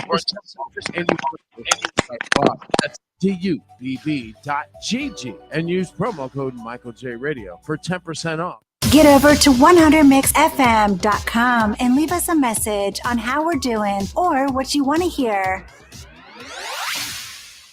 100 Mix FM, right down the line. Michael J, Mike Moritas, George Brew hanging out with you on a Sunday. Thanks so much for hanging out with us. You could have been anywhere in the world, but you were here with us. And for that, we thank you. All right, so before we get into the AFC, or actually, let's do that first because I have a question for you guys about that Dallas game afterwards. But let's do this first. Are you in or are you out? Top 5 power rankings for the NFC. Eagles, Dallas, 49ers, Vikings, Commanders. Are you in or are you out, Brew?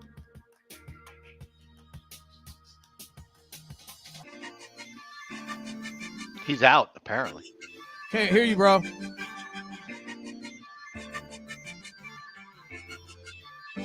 All right, while we fix his audio, Moritas, you in or you out?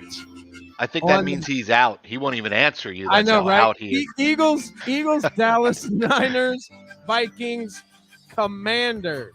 You know, I agree with the first 4 wholeheartedly, actually.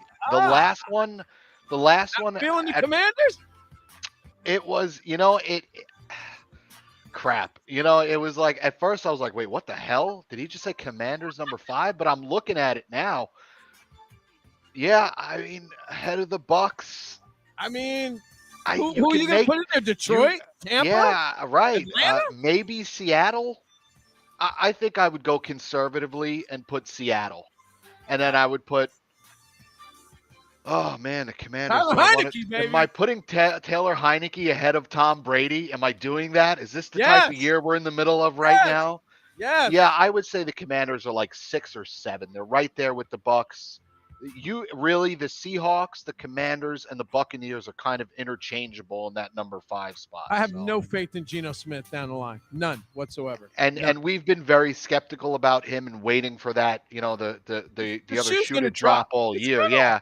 And it's already kind of, and I saw him arguing with Kenneth Walker on the sideline, I think a week or 2 ago. So that wasn't nice. Yeah, I think those 3 are interchangeable at number 5. Bucks, Seahawks, Commanders. I'll go conservatively. I guess Brady would probably be the more conservative choice, but the Seahawks have looked better than the Bucks. So I'll go the Seahawks, number 5 spot. And you know what? And I'll tell you why I'm okay with that substitution. The reason I'm okay with that substitution is 2 words for you: Pete Carroll. Mm-hmm. Pete Carroll. I have zero faith in Geno Smith down the line. He's gonna be Geno Smith. He's gonna be. He's starting to waver a little bit. Look, Pete Carroll is one of the best coaches in the league, bar none. He just is, and he's proven that by losing Russell Wilson, taking Geno Smith, doing and helping Geno to, quite honestly, accomplish things that he hasn't accomplished in quite some time. But at the end of the day, he's still Geno Smith, and that's where I'm at with it. But I like your substitution with the Commanders. All right, so here's what we're going to do. We got to talk about this because people like Michael Irvin were just on some kind of weird rant, and I couldn't deal with it. And I know he's a Cowboy through and through. I get it, okay? But that game, okay, against the Colts, 54-19. We all saw it. 33 points in the fourth quarter. At the end of the day, let's look at this in its entirety. Dak Prescott threw the ball 30 times. He threw 3 touchdowns for only 170 yards. Okay. What I saw was what Dallas always does, what they're very good at, is beating up on a team that, quite frankly, has no business even stepping on the field just because that team is just in such disarray. And they found, I almost felt like they gave up at some point. But Dallas is good at that. Now, when it comes to them playing a top tier team, now we have issues. So I'm not taking a whole lot of stock in this 54-point win and 33 points in the fourth quarter. I'm not buying it. I still look, are they one of the best teams in the NFC? Absolutely. They have one of the best defenses in the league. But look, historically, this team is going to let their fans down. They're going to let Jerry Jones down. And that's another team I'm just waiting for the shoe to drop. Was this win all that impressive to you? No. I mean, you take the wins the way you can get them, I guess, but I'm old enough to remember when this game was 10-7 Colts and 14-13 almost going into the second half before the Cowboys scored a touchdown there. I mean, it was 19-20. It was 21-19 in the third quarter. I mean, and it just kind of got away from the Colts as you would expect it to. No, I'm not that impressed by this. I haven't been that impressed by Dak Prescott lately. But the Cowboys defense is just so good, man. Dak doesn't have to do a ton. Yeah. But, eventually my problem with the Eagles and picking them to go all the way is Dak, because he's going to have to make that play or those plays that gets them over the hump. And I'm not sure he's able to do that. Jury's still out. Right. We haven't Can seen we him. put stock in that, Mike? Can we put stock in Dak being that quarterback down the line? Because historically, this team is not a playoff team. They're just not. No, and I can put the stock in the fact that he can get them to a championship game, but to a Super Bowl, I mean, he's got to prove it to me, because I just don't see a guy who is consistent enough, Right. And especially having to bring that consistency and translate it into a big game. I just don't see that guy in him, and he's going to have to show me. Is this where odds makers and guys that do what we do, is this why they're so high on Dallas? Is because of the old adage, defense wins championships? Oh, that definitely has a lot to do with it. I mean, they have the best defensive player in football right now, and arguably the best defense in the NFL. So, I mean, anytime you have that, you've got a shot in this league, man. And that's why, I've always been kind of more bullish on the Titans usually, but their defense is so banged up. But when their defense is at its best, they can run with anybody. And that's the Cowboys. But the Cowboys have a good offense. They've got some good weapons on offense. The question is, can Dak maximize them enough to put this team over the hump? Because they're not going to, you're not going to win 6-3 games to get to the Super Bowl and win a championship. You're going to have to score some points. Absolutely. And I need to see it before I believe it. I agree.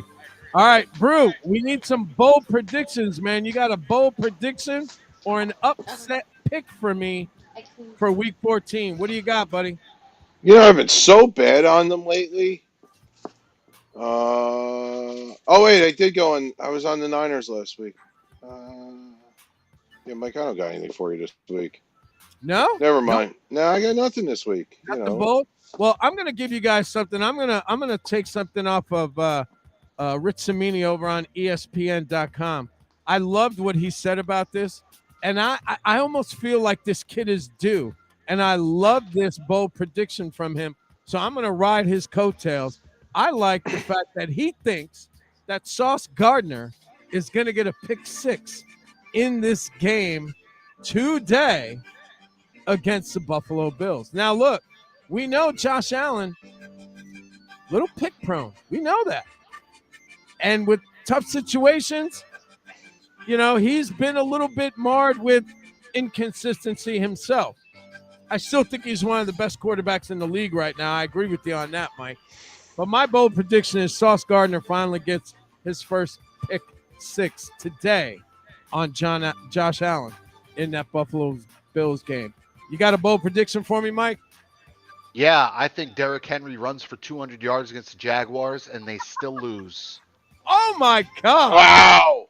And the reason I say that is they can't do anything else offensively. They haven't even been able to run the ball lately. That's the scariest thing. Like 4 games in a row, Derrick Henry has been non-existent on the ground. This Yeah. is a bad spot for the Titans. They're super banged up. They've dominated the Jags in the past. Maybe that leads to them letting their guard down a little bit. I know some Titans fans got their guards down a little bit because it's the Jags, right? Jags are better than they were last year. This is going to be a tough one for the Titans defense. Their pass rush hasn't been good lately. They don't have Danico Autry. They don't have their best cornerback. They don't have their best backup cornerback. They don't have their best inside linebacker. They don't have their best outside linebacker. They don't. List goes on and on, man. Like Tennessee's favored by 3, bro. And then, Three? yeah, and on top of that, you just fired your general manager this week. It's been an emotional week, a lot of distractions, a lot of feelings in that locker room, I'm sure. The guys that Robinson drafted and brought in. Yeah. I could see this being a letdown game for the Titans and them losing. Wow. I have the spread at 3.5 in favor of the Titans. I would take the Jaguars in that, to be honest with you. I would not be shocked if they won outright. I could just see this being the type of game that the Titans will drop, considering the circumstances. It's a perfect storm of shit for them to drop this game.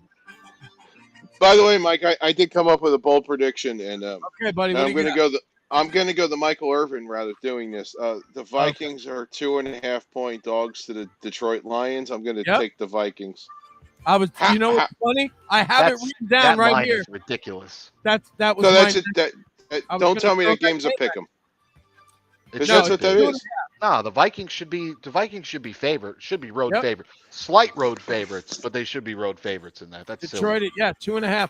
That was the game I was going to. It would be a 0.5 point. They'd be a pick 'em at home because it's a 3. Because you get 3 for being home. Right. I was going to throw that game at you, Brew, to see where you were at with it, and I'm not surprised. That's where you went. That line says everything that you need to know about the 2022 Vikings. Great record, but is it really? It's a great record, but it's a weird way that they've gotten there. Are they a 10-2 football I don't team? feel like they are. I really have never felt like they are. And even in your power rankings, what did you have them? 4th? Proper. The second best record in the NFL. We've got them ranked 4th in their own conference. Not even in the. And I wouldn't even put them top 5 in the league. They're not. So they're a fraud, and that line goes to show you everything you need to know, about the Vikings. Because even Vegas knows, they're not really a 10-2 team. You want my bold prediction? I'm going to make a 2023 bold prediction here today. The Detroit Lions are going to win the NFC North next season. What? Book it. Book it. There's your bold prediction. I love it. That's a good one. I like that. I'm riding with that until next year. We're going to be back in the same seats next year, next September. I love it. And we're going to be making our picks. And I'm going to say, remember when I said the Lions last year? I'm picking them to win. Yes, that is my pick for next year. I like it. All right, let's write it down. Speaking of really weird lines, Dallas is favored 17.5 over the Texans. Is this going to be a repeat of what we saw against the Colts? Are they just going to trap line? That's a trap line. Do not take it. Oh, well, of course, I wouldn't go anywhere near that. I would take, if anything, I would take Texans at plus 17. I mean, oh no, I want nothing to do with the Texans in that number.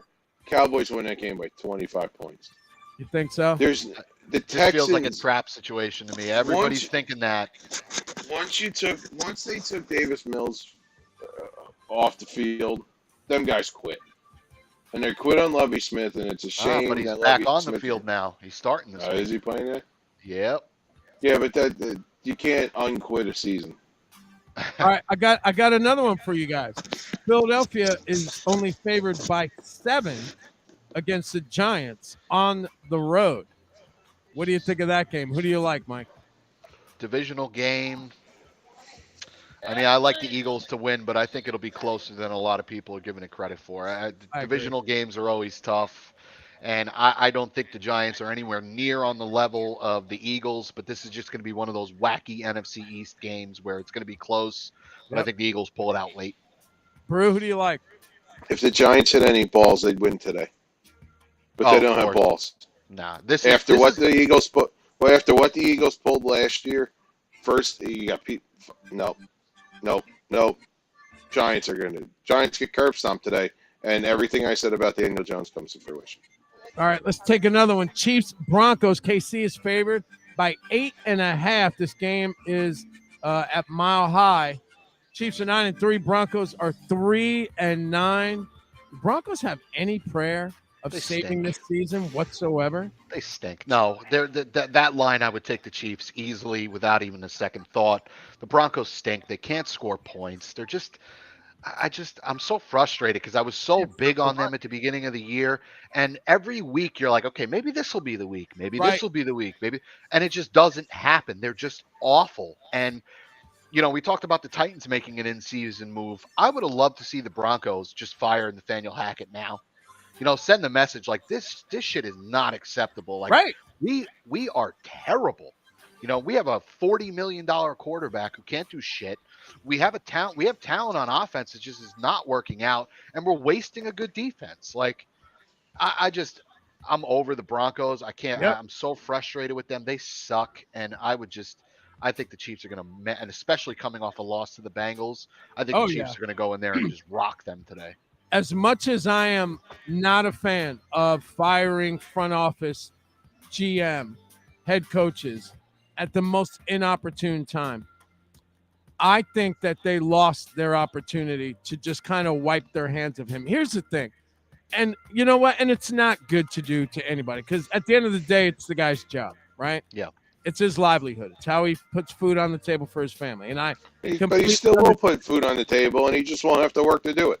Yeah, Right. This isn't a guy making $10 an hour here. Yeah, I know. Yeah, Mike, we're talking about guys making like $4 million a But year. still, who no, gets you to never sit want at to home and root do for nothing. somebody being fired Right. and losing. And I do. I love it. Never. And that's where I'm at. So here's the and that's why I I have love it. bro. So here's the thing. For me, I just sometimes you don't want to put the entire onus on a coach. But this He league should have been hired. is so I agree with you. This league is so quarterback driven. What is this coach going to do with that quarterback driven? That this is the worst possible duo that you could have ever put together. And you saw it in the first 3 weeks, and we continue to see it week in and week out. Look, Nathaniel Hackett is one of those guys that should never, ever, ever get a head coaching job, period. I'm No. sorry. I Can don't we think just any say that team- Can we just say that we really? It's now more prevalent that they honestly thought that Aaron Rodgers was going there, and that's why they hired Nathaniel Hackett. Probably. Oh, yeah, no, I've I been mean, saying that for a while now. Absolutely. mean- I think the idea was to bring in Hackett and you lure Aaron Rodgers in and you have them work together, and the beauty and Sure. the magic of what happened in Green Bay would happen in Denver.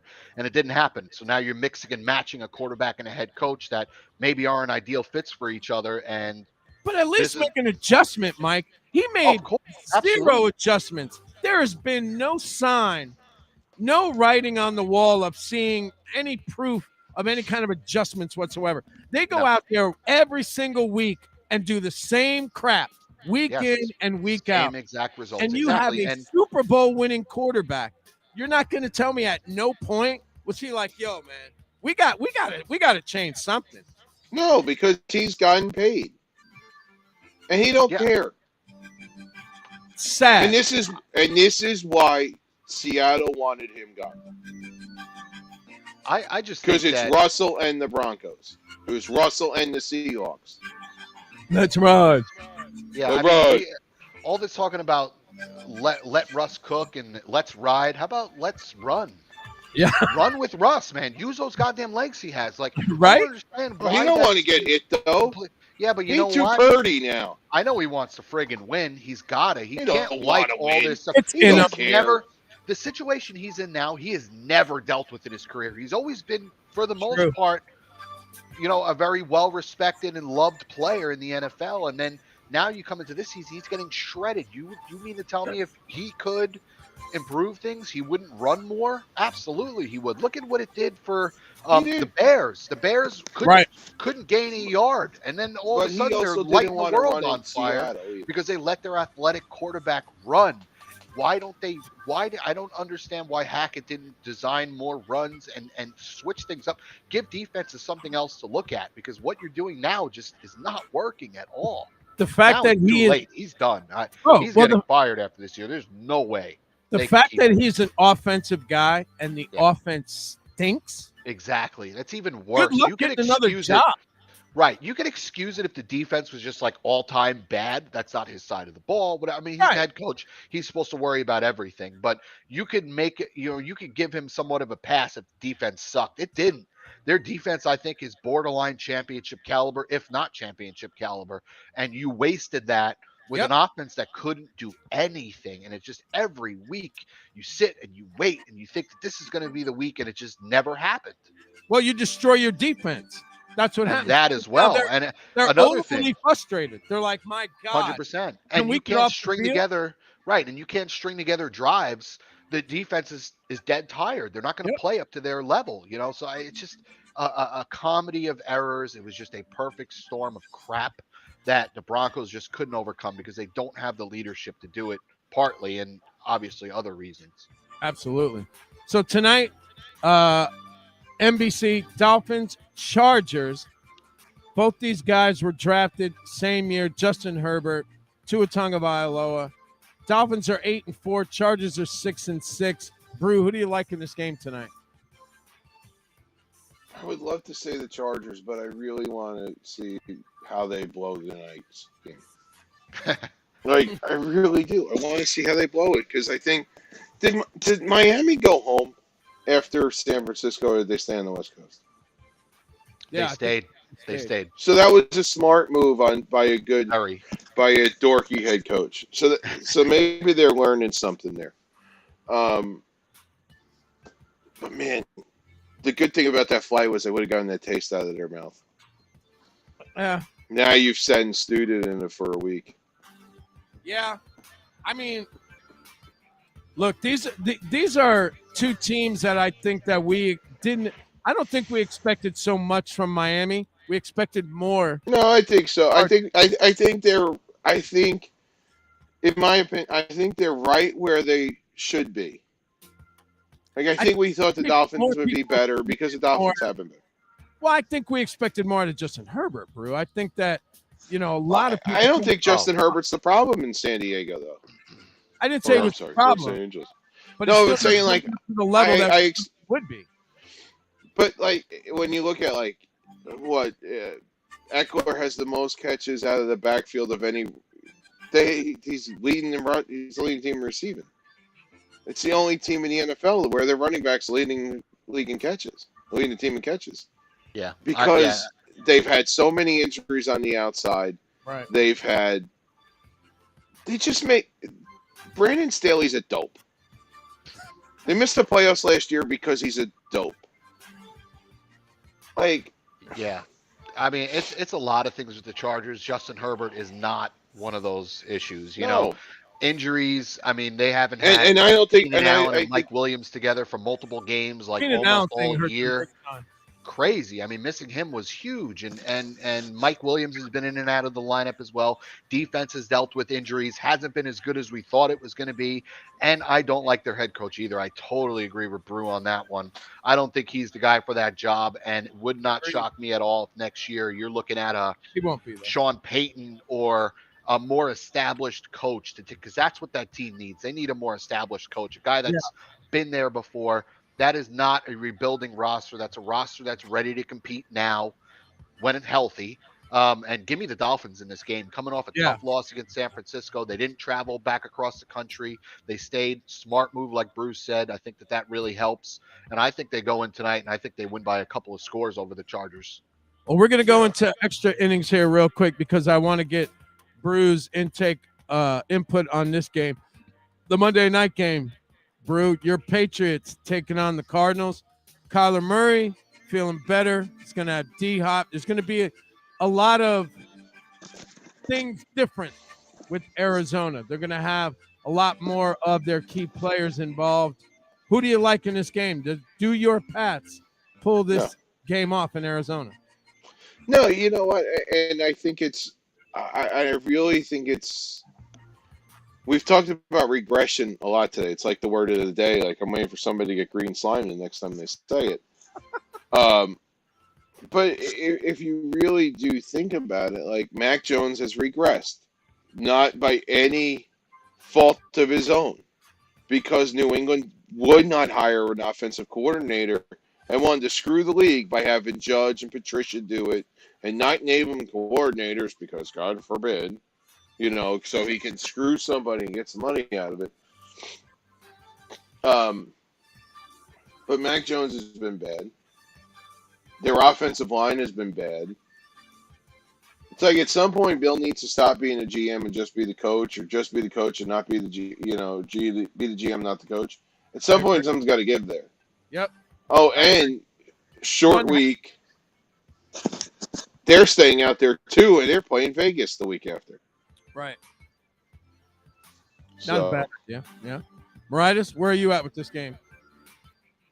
Yeah, I just think this is going to be an ugly game. I think the Cardinals still win it, but just because the Patriots suck, the Cardinals just haven't been themselves this year. They're horrible. I know, man. I mean, again, the Patriots are it's another favored. one of those teams. Yeah, that's insane. It's because the Patriots are not. This is not. Yeah, but still, to be on the road, to be favored, Right. even Be a 1.5 on the road means you're a 4.5 at home. right. The Patriots aren't 5 points better than them. No, not It's even going to close. be ugly. It's going to be. Yes. Eh.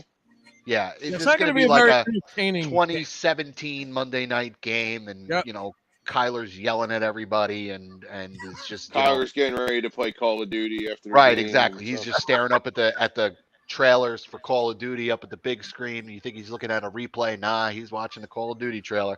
No, I got the Cardinals winning that game like 2017, something ugly like that. It's gonna suck. We're all gonna complain about another crappy primetime game, and then we'll all move on with our lives. Right. Yeah, I don't see that. I mean, I like Arizona to win this game, even though, and it's only because they have more talent. It's the only reason I'm picking them. It's just They because have more talent offensively, offensively. they have more- Defensively, they don't. Right. Defensively, they don't. Offensively, they have more talent. It's the only reason that I would pick them. But the inconsistency of Kyler Murray has just been astronomical this year. Look, I know the kid's been hurt, and I know that there's been other issues, but this is a team that there's no way that you would have told me in the beginning of the year that at this point in the season they would be 4-8. No way. No way. I've never seen a team. Oh, look at us going overtime. I've never seen a team become a dumpster fire from one playoff loss. Right. But the way they lost that playoff game last year, oh boy. Yeah, it's bad. But they're, and a lot has not gotten better since then, obviously, with only 4 wins. All right. Thank you guys so much for coming in, hanging out with us. Brew, anything you want to say to the nice people before we get out of here? Yeah, I can't wait till Tom Brady's the quarterback of the New England Patriots again next year. I bet. I'm telling you. You're not gonna like what I say next. Oh, I spent an entire week last week listening to Tampa radio. If they could get rid of them now, oh my God, they would have been like, you know what? Send them back to New England now, please. I got one No, for you. it's not completely out of the question. He's not coming. He's not going to Tennessee. Titans shadow GM, Mr. Vrabel, Yeah. best buddies with Tom Brady. You Uh-oh. think that phone call's not going to happen this offseason? Oh, buddy? I don't think that Buddy? phone call is not going to happen. Mike, we should just make this show till 12:30 And- from now on. And we really should get in our after show talk. People would love to Yeah. hear that. Yeah, we could podcast that. Turn the My feed, I guy. can turn the feed off, but go My ahead. guy, Tom Brady might be in Tennessee next year, buddy. 46-year-old Tom Brady. That would I be still think- truly interesting to see. I think Kraft gives him part ownership if he comes back. Look, I'll be honest. I Oh. think that there's some validity to where both of you guys are at. To be honest. Oh no, Mike, like I told you guys in October after Kraft's wedding. Are we on still live or are we off the feed? We're still live on both feeds. We're still on the radio. Okay. We're still All on. right, because I want to make sure I don't say names and who told me. But I have good sources Okay. that were present at Mr. Kraft's wedding. Okay. Yeah, don't reveal. Who I'm not giving the source away. I'm not doing that. But I have friends. I have a source that was there that Right. said that Bledsoe and Vince Wilfork gave him so much shit about leaving. And Wow. he says, I want to come back. It was all because of her. She was the driving force, and I've been saying that since the Dynasty book had come out. Yeah. And she would not sign the divorce paperwork until the Wednesday after the trade deadline, so he couldn't go back to New England. Wow. Look at that. Spiteful bitch. All right, hold on. So let's do this. We're going to cut off of 100 Mix FM, and we're going to stick around for a couple minutes off the air. If you want to hang with us, hang with us. But for the meantime, stick around right here, 100 Mix FM. The best and biggest mix of hits from the 80s, 90s, 2K, and today. Michael J., Mike Moritas, George Brew. We're out of 100 Mix FM. Stick around for the after party for a few minutes afterwards. Thank you guys for being here. And as I say around here all the time, don't sweat small stuff. We're out here. See you. DJ Fat Shady show to come.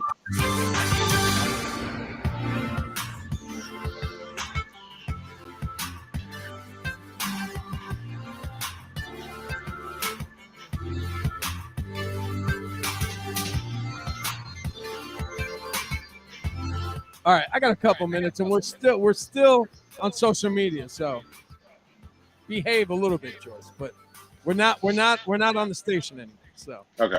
I got about 5 minutes, and then I gotta go. All right. I don't think that he's gonna be in New England next year. I don't. One of two things, in my opinion, are gonna happen. One, I think Tom Brady either retires, or oddly enough, I'm with Moritas. I think Vrabel makes a call and says, look, we're this close, dude. We're this close. Don't you want to be the only, regardless of everything else that he's done in his career, which nobody will ever do. No. 3 teams? Super Bowl?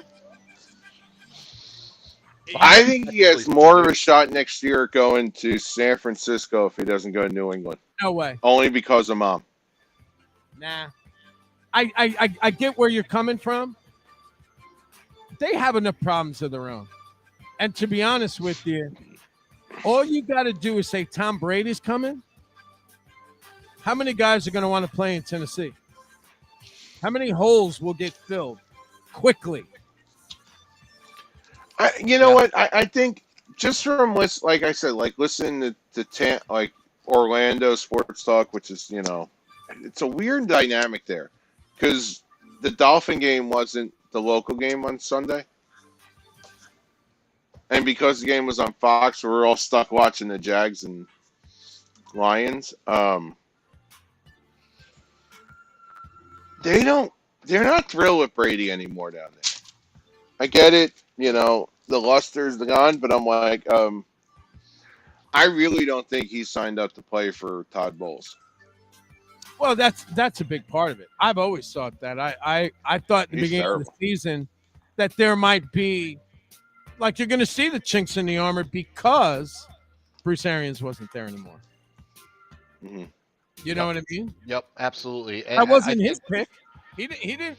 I don't think he agreed to that. I don't think he signed up for that, as they say. Todd Bowles? Really? I don't know. There were a lot of rumblings about him and Arians not really being on the same page. I think, if anything, I think he's what led to that switch. To Arians. Yeah, I mean, I think so. Well, I don't know. There was a lot of smoke there with their relationship, and obviously they would never admit it, Right. But I think Brady maybe wanted somebody who would be a little more hands-off with the offense and let him and Leftwich cook. And I think Leftwich hasn't Leftwich proven is to be terrible. anything. Yeah, I don't think he's proven to be anything special. I think that's kind of been a situation like you see in KC with Eric Bieniemy, right? Right. Where like Andy Reid is the brains of the operation, and these guys just kind of do what he wants them to do or work within those parameters. Absolutely. And that's why he hasn't gotten a job. Right. Yeah. I mean, that's a shame. That's a shame with him because, like, take all the other stuff from the enemy. It's like, okay, cool.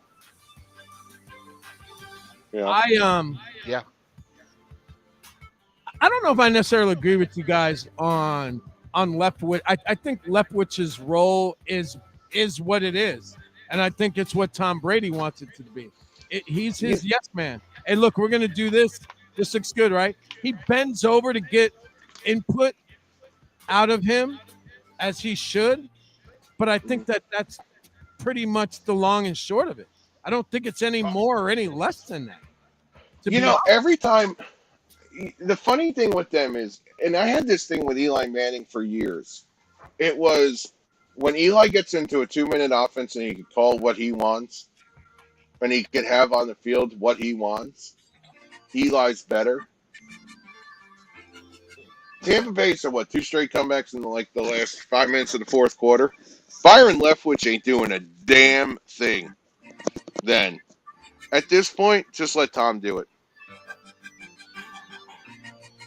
I'm not a Todd Bowles fan at all. I'm sorry. After what I saw him do in New York, He's one of those guys who's a coordinator, not a coach. Yeah. Yeah. That's I just don't ever see. Like Norv Turner was, like those types of guys. They're coordinators. They're just not head And the coaches. problem is, there's a lot of guys. No personality. There's a lot of head coaches right now that are floating around in the NFL that fit that description. There's quite a few of them. Yep. I think Brandon Denver, Staley Martin, in Nathaniel San Hackett's Diego, one of them. LA.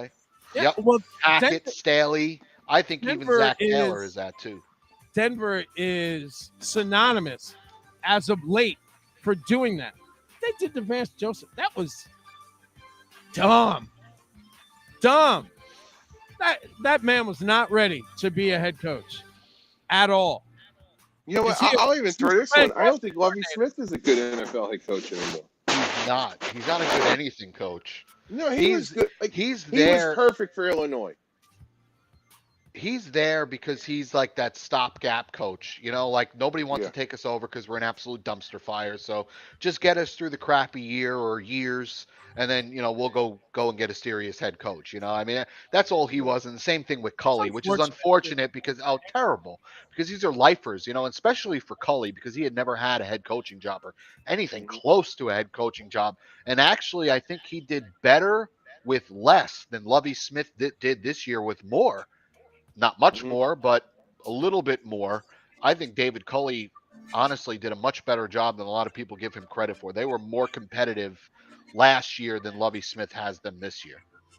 I mean, obviously, there's something there with Lovie Smith, or he wouldn't keep getting jobs. Yeah, I think this is a special situation. I don't think he was ever going to get another NFL head coaching job. I think he's a great coordinator. I think he's a good defensive mind, and I think he was a good college coach. I don't think he's an NFL head coach, though. Yeah, some guys they don't. What do they say? Don't make the mustard, right? Yeah. Listen, if you tell me Lovie Smith's coming to be my defensive coordinator tomorrow, cool. Right. Let's do it. Right. But anything more than that, probably not. Not a fan. Yeah. All right, fellas. I got to get out of here. Thank you guys for being here. Maritis, TitansWire.com. Anything you want to let the nice people know about your amazing stuff over there? It's the greatest place in the world outside of Disney. That's it. You have to go click it now. I love it. Make sure you guys stay on 100 Mix FM. We got so much stuff coming up. And don't forget, I'm on Monday through Friday, 10 o'clock weekdays, morning boombox. Come hang out with me. Listen to some funny stories and some great music. So there you go. All right. We'll talk to you again next week. Same bat time, same bat channel right here. Right down the line. Michael J., Mike Maritis, George Brew. We're out of here. See you.